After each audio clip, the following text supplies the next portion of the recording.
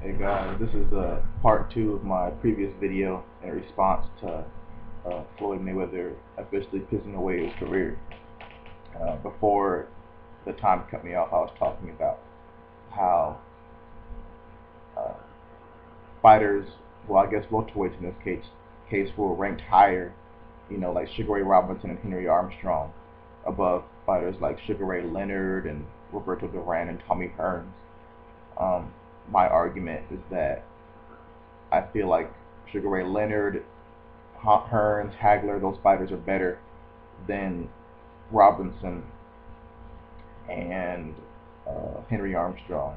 I think that Sugar Ray Robinson and Henry Armstrong have the greatest, like some of the greatest careers of all time. Sugar Ray Robinson has the greatest career of all time, but in terms of greatness, all-time greatness and capability, I feel that Sugar Ray Leonard, Tommy Hearns, Roberto Duran, more modernized athletes from the late 70s to now would be better capability wise. Before I used I used an analogy saying that more modernized athletes in basketball would be better capability wise than basketball players from the 50s and 60s who are regarded to have better careers statistically. But I think that in terms of ability, more modernized athletes would have the advantage. I think this goes for all sports. Jim Brown is considered one of the greatest running backs of all time, but I think they based that off of his career statistics and what he was doing at his time.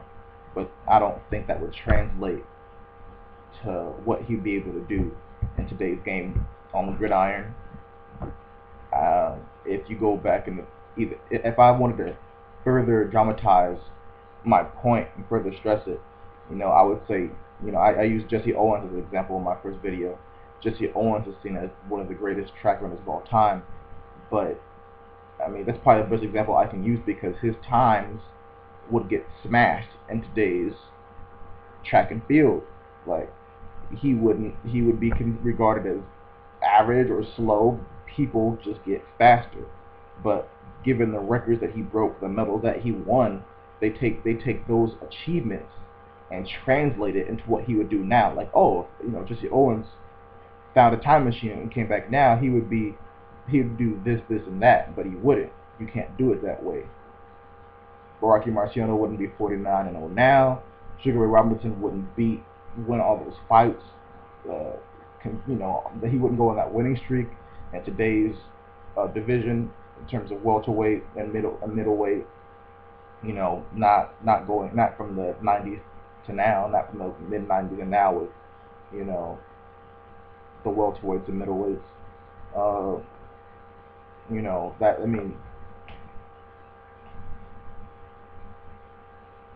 I don't really know how else to put it, and I don't know. This is just my opinion.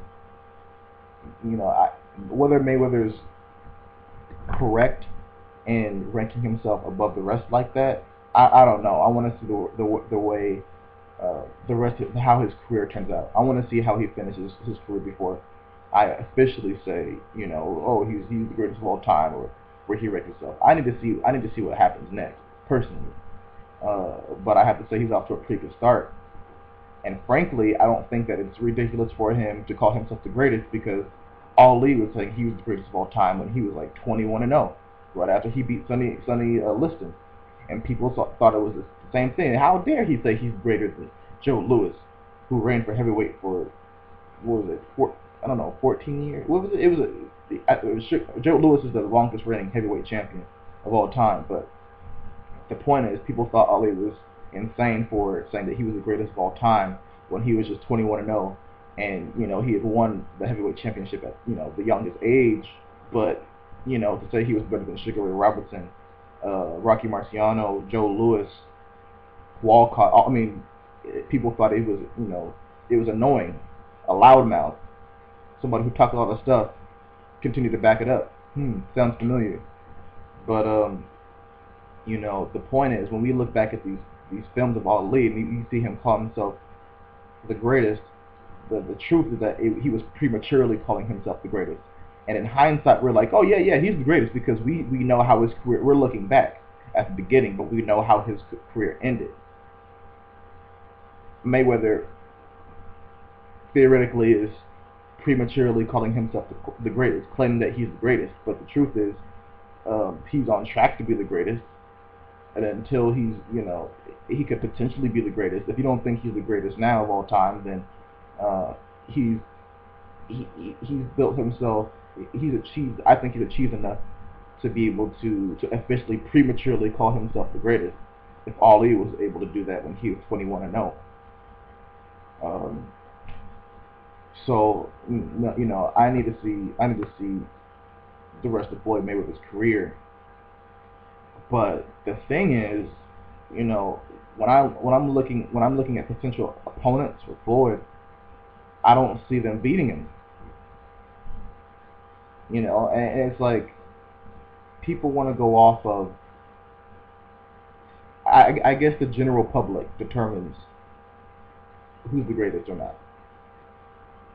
And if Floyd wants to do something for his legacy, he needs to start appeasing the fan base. But the problem with that is,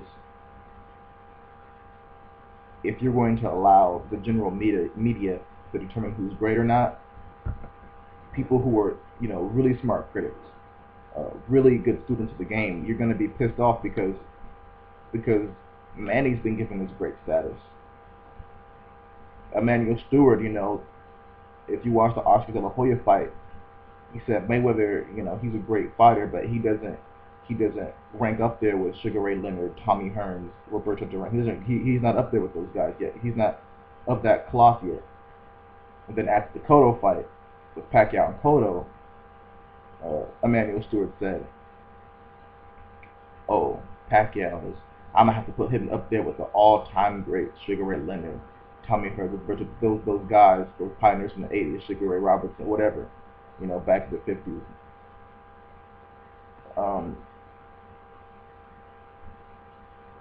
Theoretically, if Mayweather beats Pacquiao, and the general media will be like, "Oh, well, he's clearly better," he will then be given that status.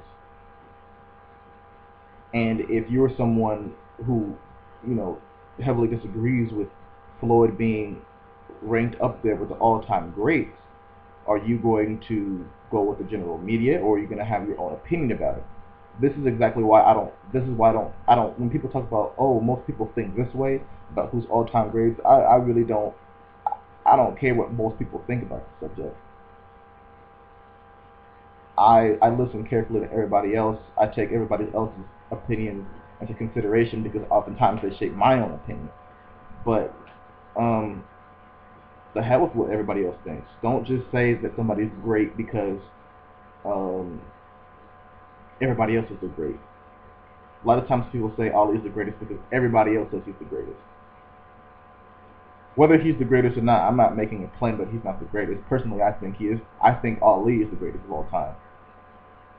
And I don't think Sugar Ray Robinson comes close to being the greatest fighter of all time. I just think he has the greatest career of all time.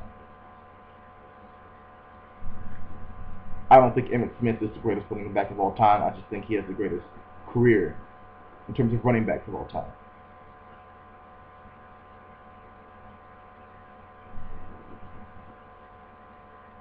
If Michael Jordan decided to retire after his 3 championships, his statistics wouldn't have been as great. His career might not have been as, he obviously wouldn't have achieved as much. His career numbers wouldn't have been as dominant over other people's career numbers. But I still think, regardless if he would have retired with 3 championships less, I still think he would have been the greatest basketball player of all time. Obviously, when he came back from retirement, he didn't get better. His ability didn't get better. If anything, he started to fade, by the time he, retired after that last championship against Utah. There's a difference between the greatness of your career and your overall greatness. Babe Ruth